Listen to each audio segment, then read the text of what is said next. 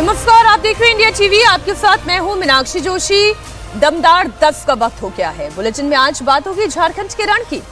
झारखंड विधानसभा चुनाव में आज पहले चरण की वोटिंग हो रही है। फर्स्ट फेज में 15 जिलों की 43 सीटों पर वोट डाले जा रहे हैं। सुबह से ही वोटरों की लंबी कतारें दिखाई दे रही है। झारखंड में पहले चरण में अब तक 15% वोटिंग हुई है। सबसे ज्यादा वोटिंग सिमडेगा में 17% हुई है। रांची में 14% मतदान हो गया है। कोडरमा में 16% तो हजारीबाग में 15% मतदान हुआ है। खूंटी में 16% से ज्यादा मतदान की खबर आ रही है। इधर राजधानी रांची में सुबह से ही मतदान केंद्रों पर लंबी कतारें हैं। राज्यसभा के उपसभापति हरिवंश ने रांची में वोट डाला। पहले चरण के चुनाव में कई दिग्गजों की किस्मत दांव पर लगी है। इसमें पूर्व सीएम अर्जुन मुंडा की पत्नी मीरा मुंडा पोटका सीट से चुनावी मैदान में है। पूर्व सीएम चंपई सोरेन और उनके बेटे बाबूलाल सोरेन भी चुनावी मैदान में ताल ठोक रहे हैं। ये पहली बार हो रहा है जब चंपई सोरेन जेएमएम की जगह बीजेपी के टिकट पर चुनाव लड़ रहे हैं। इसके अलावा पूर्व मुख्यमंत्री रघुवर दास की बहू पूर्णिमा साहू जमशेदपुर पूर्वी सीट से किस्मत आजमा रही हैं। पूर्व सीएम मधु कोड़ा की पत्नी गीता कोड़ा भी इस बार चुनावी मैदान में है। खास बात यह है कि पहले चरण के चुनाव में हेमंत सोरेन सरकार के 6 मंत्री भी ताल ठोक रहे हैं। रांची सीट पर तो मुकाबला हैवीवेट के बीच है। यहां बीजेपी विधायक सीपी सिंह का मुकाबला जेएमएम के राज्यसभा सांसद महुआ माझी से है। आपको बता दें कि झारखंड की 81 विधानसभा सीटों पर 2 चरणों में वोटिंग होनी है। इसमें पहले चरण में आज 43 सीटों पर मतदान हो रहा है, जबकि बाकी 38 सीटों पर 20 नवंबर को वोट डाले जाएंगे और वोटों की गिनती 23 नवंबर को होगी। यानी 23 नवंबर को यह तय हो जाएगा किसकी हुई जीत, किसकी हुई हार।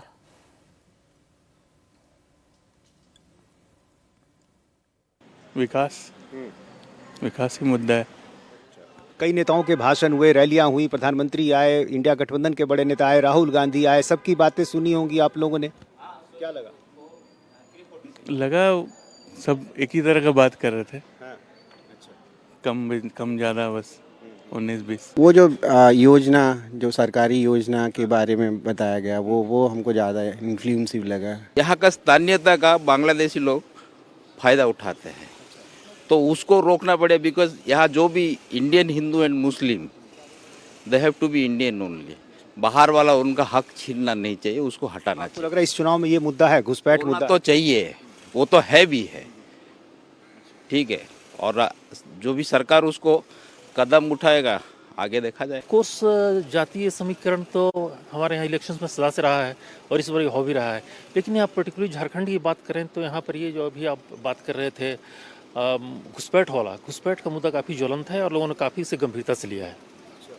ये हमारे इंटरनल सिक्योरिटी के लिए एक थ्रेट तो है ही, साथ ही लॉ एंड ऑर्डर का भी प्रॉब्लम बनता जा रहा है।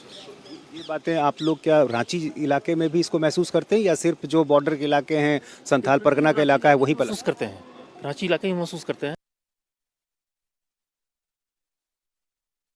क्या सोचकर क्या इस बार मुद्दे हैं वोट के चुनाव में? क्या मुद्दा है? नहीं, खाली दादा को जिताना है और कुछ नहीं। अच्छा, दादा को जिताना है। हाँ। क्यों? लेकिन हम लोग का गांव का भी है और दादा भी है। अच्छा, हाँ। और कोई मुद्दा आपको लगता है? मैया सम्मान योजना दादा है तो हम लोग का सब कुछ है। चलिए, हाँ। दादा मतलब चंपई सोरेन। हाँ, दादा मतलब चंपई सोरेन। अम्मा वोट अभी दिया नहीं? नहीं। क्या सोचकर वोट दिया? फूल को देंगे। हाँ। क्यों? हाँ। हम तो फूल को ही जानता है। फूल को ही जानता है। हाँ, बांग्लादेशी घुसपैठ की नहीं है, लेकिन यहाँ सबसे बड़ी बात जो है ये विकास की बात है। महाराजा आदित्य प्रताप जो कि रूलिंग चीफ थे और उनको महारानी विक्टोरिया भी जानती थी। क्या आपको लगता है कि जो 50 साल पहले इसकी आप कह रहे हैं विकास कुछ हुआ नहीं, होना चाहिए? विकास नहीं हो पा रहा है, दुर्भाग्य है, हुआ नहीं हो पा रहा है। एज अ वोटर क्या रोजगार आपका मुद्दा है? क्योंकि जो मौजूदा सरकार है मैया सम्मान योजना की स्कीम की वो बात करी है, रोजगार की बात तो दोनों पार्टी कर रही है। आपका क्या मुद्दा है? एज अ वोटर क्या आपको लगता है होना चाहिए, जिसकी आपको लगता है जरूरत है राज्य में? हर बेरोजगार युवाओं को नौकरी मिले, बस यही। क्या बांग्लादेशी घुसपैठ का कोई मुद्दा है राज्य में इस बार? हाँ, वो भी है। आदिवासियों के ऊपर अत्याचार हो रहा, उसका रोक लगना चाहिए। लक्ष्मण सोरेन, क्या लग रहा है इस बार चुनाव में? अभी तो देखिए रिजल्ट आने के बाद ही पता चलेगा। मुद्दा क्या है वोटर का? मुद्दा ये है कि सबको बेरोजगार जो भी हैं, जो पढ़ लिख रहे हैं, इंटर लिख के या ग्रेजुएशन करके नौकरियां मिलनी चाहिए। जी, क्या बांग्लादेशी घुसपैठ का कोई मुद्दा है? क्योंकि वो मुद्दा पार्टियां उठा रही हैं, बीजेपी उठा रही है, जेएमएम भी बात कर रही है। जी उसमें क्या उनको न्याय मिलना चाहिए जी, बस मैं तो इतना ही कहना चाहूंगा कि उनको न्याय मिलना चाहिए। जो देखिए जो काम करेगा हम उसी को न वोट देंगे, जो नहीं काम करेगा उसको तो वोट। काम हुआ है, विकास हुआ है, हुआ है, वो तो कौन किया नहीं किया वो तो दिख रहा है, वो तो हम नहीं बोलने सकेंगे। लेकिन विकास का मुद्दा है जी। बांग्लादेशी घुसपैठ कोई मुद्दा है? हाँ है। क्या उससे दिक्कत होती है? होता है, बाहर का आदमी अगर यहाँ आएगा तो यहाँ का आदमी फिर क्या करेगा, बाहर का आदमी यहीं पर बस जाएगा।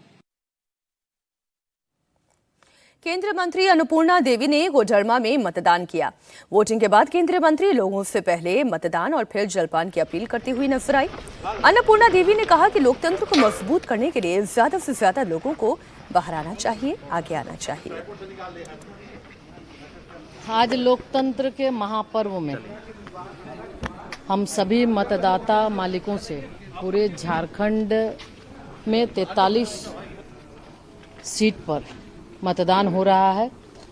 सबसे ये आग्रह और अपील करेंगे कि लोकतंत्र के महापर्व में जो 5 वर्षों में एक बार अवसर मिलता है हमें अपना प्रतिनिधि चुनने का, हमें अपनी सरकार चुनने की, तो आप सबसे आग्रह है कि घरों से निकलकर पहले मतदान फिर जलपान।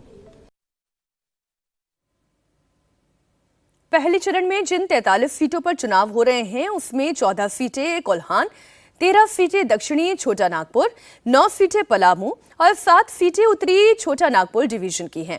अगर इन सीटों के ट्रेंड की बात करें तो पहले चरण में लीड करेगा, सत्ता की चाबी उसी के पास रहेगी।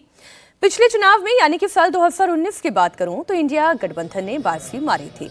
इसमें जेएमएम को 17 और कांग्रेस को 8 सीटों पर जीत मिली थी। वहीं बीजेपी की एनडीए का रथ 43 में से 14 सीटों पर ही रुक गया था। बीजेपी केवल 13 सीट ही जीत पाई थी, लेकिन साल 2014 के चुनाव में बीजेपी को यहीं पर लीड भी मिली थी। बीजेपी 19 सीटें जीती थी, जबकि जेएमएम को 9 और कांग्रेस को 3 सीटें मिली थी। इसलिए सरकार भी बीजेपी की ही बनी थी। अगर बात 2009 की करें, थोड़ा और पीछे जाएं, तो उस बार भी बीजेपी का ही जादू चला था। बीजेपी को इसी क्षेत्र में 16 सीटों का फायदा हुआ था।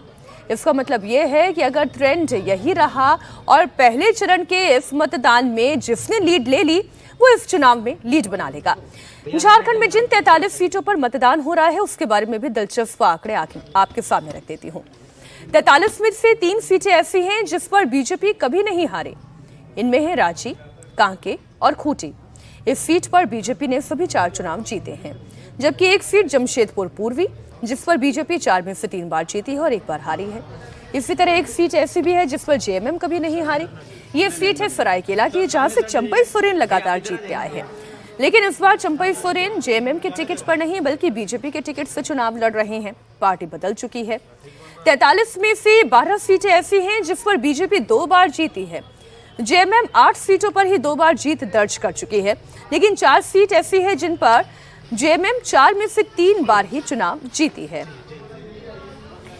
मेरे दो सहयोगी नीतीश चंद्र रांची से और विजयलक्ष्मी जमशेदपुर से लाइव जुड़े हुए हैं। और विजयलक्ष्मी, आप तो बीते कई सारे दिनों से वहीं पर हैं, झारखंड के लोगों की नब्ज टटोलने की कोशिश कर रही हैं। ओंकार सरकार नौहाटी से भी हमारे साथ जुड़े हुए हैं। ओंकार, मैं आपके पास भी आऊंगी, लेकिन पहले आप ये बताएं विजयलक्ष्मी, आप क्या ट्रेंड समझ पाई हैं? लोगों के मन में क्या चल रहा है, इरादा क्या दिखाई देता है उनका?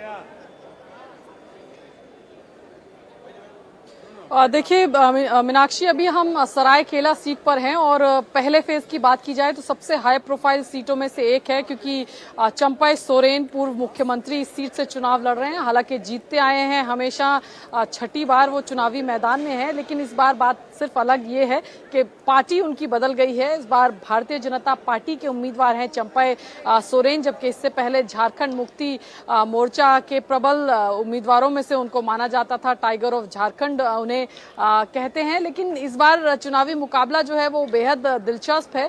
एक तरफ इंडिया अलायंस और पिछली बार मीनाक्षी भारतीय जनता पार्टी और उनका जो सहयोगी दल है आजसू, वो अलग अलग चुनाव लड़े थे, लेकिन इस बार भारतीय जनता पार्टी, आजसू, लोजपा एनडीए का अगर आप देखें तो उनका कुनबा जो है वो बढ़ा है, तो ऐसे में डायनेमिक्स भी कुछ ना कुछ जरूर चेंज होंगे ग्राउंड पे। और जहां तक वोटिंग परसेंटेज की बात है तो 13.84% का वोट परसेंटेज अभी तक यहाँ सरायकेला सीट पर 9 बजे तक जो है वो दर्ज किया गया है, क्योंकि ग्रामीण अंचल ज्यादा है इस सीट पर, तो इसलिए बहुत स्लो वोटिंग जो है वो सुबह सुबह हुई है। लेकिन बताया जा रहा है कि दिन में ये वोटिंग परसेंटेज जो है ये बढ़ेगा। और जैसा आपने भी बताया कि कुल्हान का रीजन जो है, यानी फर्स्ट फेज में जो भी पार्टी बढ़त बनाएगी, सेकंड फेज में सरकार वही पार्टी जो है बनाने में कामयाब होगी झारखंड में, ऐसा अगर कहें तो गलत नहीं होगा।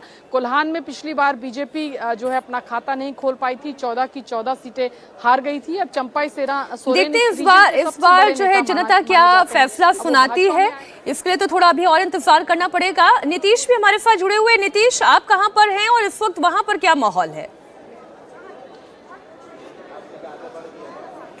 देखिए, मैं इस वक्त रांची में हूँ। रांची का एक स्कूल है, यहाँ पर हेमंत सोरेन थोड़ी देर में आएंगे, अपना वोट डालेंगे।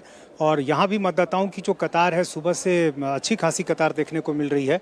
और महिलाओं की कतार की बात करें तो वो भी काफ़ी लंबी है, तो काफ़ी उत्साह देखने को मिल रहा है। इस बार झारखंड का चुनाव बड़ा दिलचस्प कांटे का मुकाबला माना जा रहा है। दोनों गठबंधन ने पूरी मेहनत की है। प्रधानमंत्री की सभाएं हुई, राहुल गांधी की सभाएं हुई, हर किसी ने अपने दावे किए, कई तरह के वादे किए गए हैं।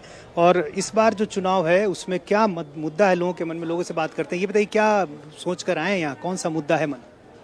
मुद्दा तो विकास का मुद्दा है, राष्ट्रीयता का मुद्दा है, अस्थायी सरकार का मुद्दा है। घुसपैठ की बड़ी चर्चा हुई, उसकी वो भी मुद्दा है, घुसपैठ भी मुद्दा है, निश्चित रूप से है। 5 सालों में सरकार ने कैसा काम एवरेज ठीक किया, काम में मिला जुला के ठीक है, इसमें नहीं कोई कमी है। बेरोजगारी ये भी एक मुद्दा है? मुद्दा है, बेरोजगारी तो प्रमुख मुद्दा वो भी है। डबल इंजन की सरकार का जो एक नारा खासतौर से एनडीए की सरकार देती है, तो क्या यहाँ पर आपको क्या लग रहा है, सिंगल इंजन या डबल इंजन इस बार? क्या होगी तो नहीं बता सकते हैं। डबल इंजन में तो फायदा जरूर होता है, सेंटर में जिसकी सरकार रहती है, स्टेट में तो उसको फायदा तो मिलता है। आप बताइए, क्या सोच कर आए हैं, कौन सा मुद्दा सबसे बड़ा आपके मन? सबसे मुद्दा है कि मतलब देश का कल्याण हो, बढ़िया काम करे, उससे उम्मीद है। हाँ, उम्मीद तो हम लोग। ठीक, नीतीश, आपका भी और विजय लक्ष्मी, आपका भी बहुत शुक्रिया पूरी जानकारी के लिए। लेकिन आप लोग नजर लगातार बनाए रखिएगा, क्योंकि आज मतदान का दिन है। आज बड़ी खबरें लगातार झारखंड से आती रहेंगी। एक तरफ जहां झारखंड में विधानसभा चुनाव से पहले चरण के लिए वोटिंग हो रही है, तो वहीं देश के 10 राज्यों में विधानसभा की 31 सीटों के लिए भी उपचुनाव हो रहे हैं। इसके अलावा लोकसभा की वायनाड सीट पर भी उपचुनाव है। वायनाड से इस बार राहुल गांधी की बहन प्रियंका गांधी चुनाव लड़ रही हैं। वायनाड सीट पर अब तक 14% मतदान हो चुका है। जिन राज्यों में उपचुनाव हो रहे हैं उसमें बिहार की 4 सीट, राजस्थान की 7, मध्य प्रदेश की 2, पश्चिम बंगाल की 6 और कर्नाटक की 3 सीट शामिल है। इसके अलावा असम में विधानसभा की 1 सीट, मेघालय में 1 सीट, छत्तीसगढ़ में 1, गुजरात में 1 और केरल में विधानसभा की 1 सीट के अलावा वायनाड लोकसभा सीट पर उपचुनाव के लिए मतदान हो रहा है। देखिए, पूरा मैप हमने आपके सामने रख दिया है। मध्य प्रदेश में विधानसभा की 2 सीटों पर उपचुनाव हो रहे हैं। 1 सीट बुधनी से है, जहां से शिवराज सिंह चौहान विधायक थे, लेकिन जब वो सांसद बन गए तो सीट खाली हो गई, जाहिर है इसलिए चुनाव हो रहा है। आज बुधनी सीट पर भी वोटिंग हो रही है। केंद्रीय मंत्री शिवराज सिंह चौहान ने भी बुधनी में जाकर वोट कास्ट किया और बीजेपी की जीत का दावा किया। लोकतंत्र में मतदान परम कर्तव्य है। मेरा सभी बहनों भाइयों से, बेटे बेटियों से आग्रह है, प्रार्थना है, मतदान जरूर करें। मैंने भी किया है, आप भी करें। क्षेत्र भारतीय जनता पार्टी का है, क्षेत्र नहीं परिवार है, प्यारा परिवार। और जनता का विश्वास भारतीय जनता पार्टी पर है, मोदी जी पर है। लोग बीजेपी को वोट करेंगे, रमाकांत भार्गव रिकॉर्ड वोटों से जीतेंगे। शिवराज सिंह चौहान के बेटे कार्तिकेय सिंह चौहान ने भी बुधनी में वोट कास्ट किया और उपचुनाव में जीत का दावा किया। कार्तिकेय सिंह से बात की हमारे संवाददाता अनुराग अमिताभ ने। इंडिया टीवी के साथ हैं इस वक्त केंद्रीय कृषि मंत्री शिवराज सिंह चौहान के बेटे कार्तिकेय चौहान, जिन्होंने कई बार अपने इसी पैतृक गांव जैत से वोट डाला है। इस बार तस्वीर अलग है, क्योंकि इस बार वो अपने पिता के लिए वोट नहीं डाल रहे हैं, बीजेपी के प्रत्याशी रमाकांत भार्गव के लिए वोट डाला। तस्वीर कुछ अलग है, हर बार आपने पिता के लिए वोट डाला है, इस बार दूसरे प्रत्याशी के लिए? नहीं, जरूरी नहीं है हर बार पिता के लिए वोट डाला है। कई चुनाव ऐसे होते हैं जिसमें पिता प्रत्याशी नहीं होते हैं। ठीक बात है। लोकसभा के पहले चुनाव ऐसे हुआ करते थे, अब विधानसभा के ऐसे हो रहे हैं। तो हमेशा से किसी व्यक्ति की विशेष के लिए नहीं, मतलब हम विचार के लिए वोट डालते आए हैं और विचार के लिए वोट डालते रहेंगे। कार्यकर्ताओं का लेकिन विचार ये भी था कि यहाँ से कार्तिकेय को टिकट मिले। देखिए, हम सब कार्यकर्ता हैं और कार्यकर्ताओं का विचार सम्मान की दृष्टि से देखा जाना चाहिए, लेकिन तय करने वाले पार्टी नेतृत्व होता है, कलेक्टिव लीडरशिप होती है और वही जो चाहते हैं, जो पार्टी सोचती है वही महत्वपूर्ण है। यहाँ पे व्यक्तिगत विचार क्या है वो मायने नहीं रखते जी। तो आगे हम मान के चलें कि कार्तिकेय जो है कार्यकर्ताओं की भावनाओं का सम्मान की भी उम्मीद कर रहे हैं संगठन से और पार्टी से, आगे ऐसा भविष्य में दर्शा सकता है? मेरी हैसियत नहीं है ये सब चीजों को तय करने की। ओंकार सरकार इस वक्त नौहाटी बंगाल से हमारे साथ जुड़ गए हैं। ओंकार, वहां पर लोगों का कहना क्या है, उनका मूड क्या है? देखिए, पश्चिम बंगाल में 6 विधानसभा में उपचुनाव चल रहे हैं और इस वक्त हम लोग है नैहाटी में पार्थ भौमिक, जो कि लोकसभा में वो तृणमूल कांग्रेस के उम्मीदवार बने और यहाँ से सांसद बने थे, इसीलिए ये क्षेत्र जो है ये क्षेत्र खाली हो गया। उसके बाद इस नैहाटी पे उपचुनाव चल रहा है और इस उपचुनाव में जैसे कि देखा जा रहा है तृणमूल कांग्रेस के उम्मीदवार सनत दे मैदान पे है और रूपक मित्र जो कि भाजपा के उम्मीदवार है।